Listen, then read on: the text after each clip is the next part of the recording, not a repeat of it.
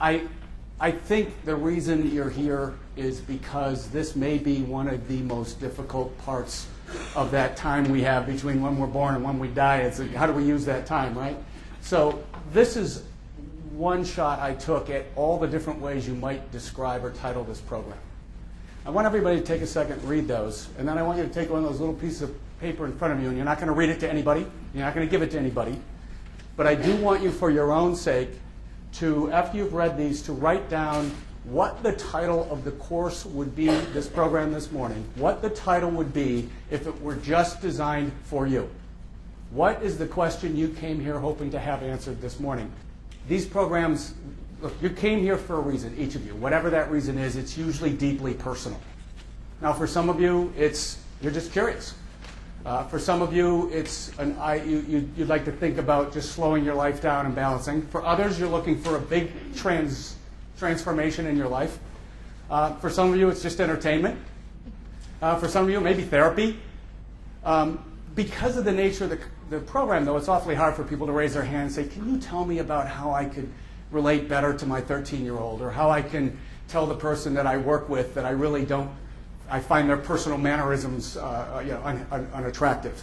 It's just not a program. So the reason I ask you to write these questions down is I'm hoping that in the short time we have, and I'm a stickler for the time, I'm hoping that in the time we have, you will be listening for the answer to that question.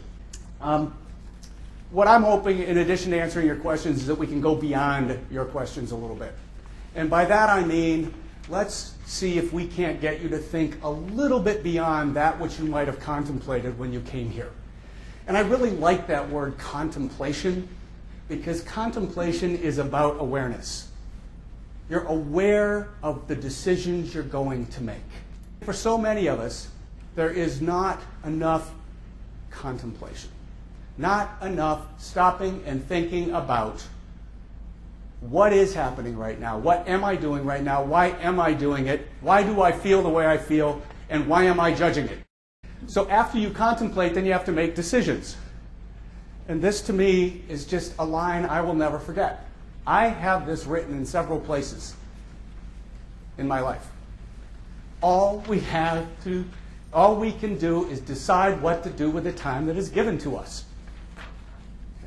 My son once asked me to come to his school. Believe this, a college kid. Dad, me and my roommates, we need a pep talk. Can you come out? Oh, I'll come to Boulder, sure. So I fly. It's a good excuse to go to a beautiful place. But as I was going there, I was thinking, what would college kids relate to? I mean, we're talking about a generation of people who think when their email is slow, they're having a bad day. Yeah. You know? We're talking about a generation of people who think, they can't get connectivity on their websites. It's a bad day. I couldn't find one, but I wanted to find roadkill and put it up on a slide and say, that's having a bad day. A smushed squirrel in the middle of the road. That's a bad day. But as I was going out there, I thought, wow, what I really want to do is just explain to these kids that, they're about, there's the lifeline. Okay, let's pretend there's 0 and there's 80. They're about right here. They got so much left. It's not unlimited. There is an end. That's what this is about. Balance. What are we going to do with the time that is given to us? Because it's not unlimited. In fact, I read so many things, as you can tell. You'll see a book list in a minute. But one of the things that I read recently, and it just took me a little, this guy who was roughly my age said that if you think about how many Saturdays you have left with your typical lifespan, maybe 1,000, I think he said, if he was my age. And he put 1,000 marbles in a jar. And every Saturday, he took one out. Whew, that creeped me out. I just got goosebumps telling you about it. Wow, we've got to make some decisions about how we're going to use this time. I don't dare do that. That would just make me feel awful all the time.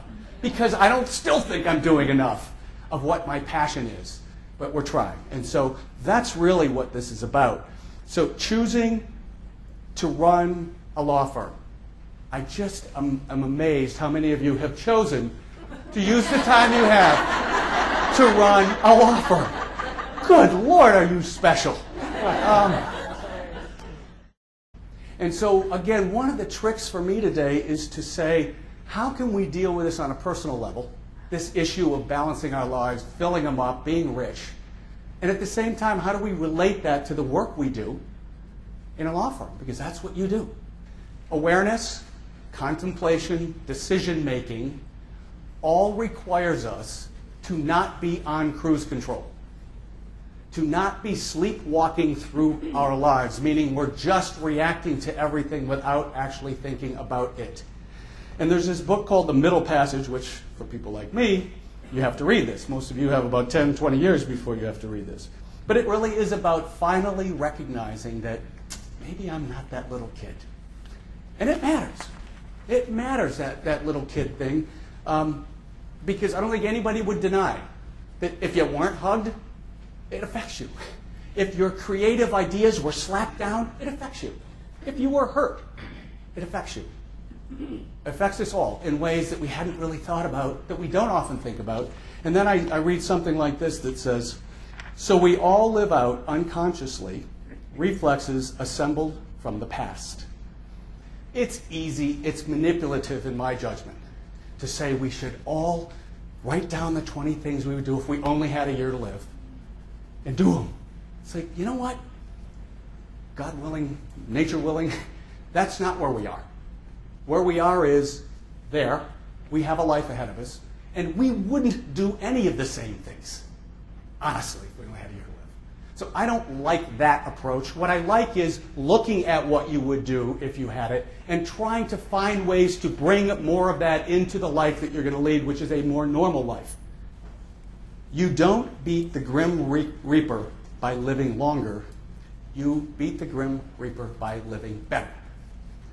I think each one of us probably can look back and say there were times in our lives when something traumatic happened and we promised ourselves a change. And we may or may not have done it. You probably all can relate to what you felt on 9/11. More people that day made promises to change their lives than any time in the world probably, because it suddenly seemed real that we were vulnerable. For some of you, you haven't had that yet. My hope is that by coming here today, you will start to make the changes that will put yourself and your life in a better balance without having it happen. For me, the traumatic event that made me step outside of myself and do what I always wanted to do, which is this, was when 18 years ago, we had twins, and 3 months after they were born, one of them died. And there's just no way to describe, unless you've had a child die, what that feeling is. And I was just an ordinary marketing guy at a law firm, doing what I do, getting a decent paycheck, had a nice office, and all of a sudden, we're dealing with something bigger than I'd ever imagined.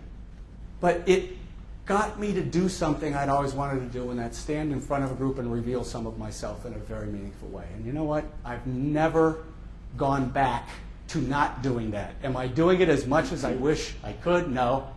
Your being here today helps me in my journey. That's why I feel like I owe it to you. My passion is helping you find your passion. You're here. You're helping me to do that today. As you're sitting here, think about what is the scorecard you want when the score is added up. Nicest, is it he was the nicest office in town, or he was the nicest person in town? She had the best car in town or the best cookies for after practice. The irony of all this, however, is to go forward, you gotta slow down. Anybody here play golf? So, a few of you. It's the strangest thing. The easier you swing, the farther it goes. It is absolutely proven that if you take a nice slow swing and turn it, crushes it. If you swing really hard, it stinks. This is just life.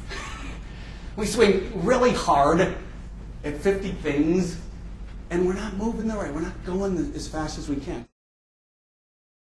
There is, in each of us, a passion for loving, relationships, and connectedness. We long for the warmth of a genuine hug, and we desire the world's acceptance. Yet there is, in each of us,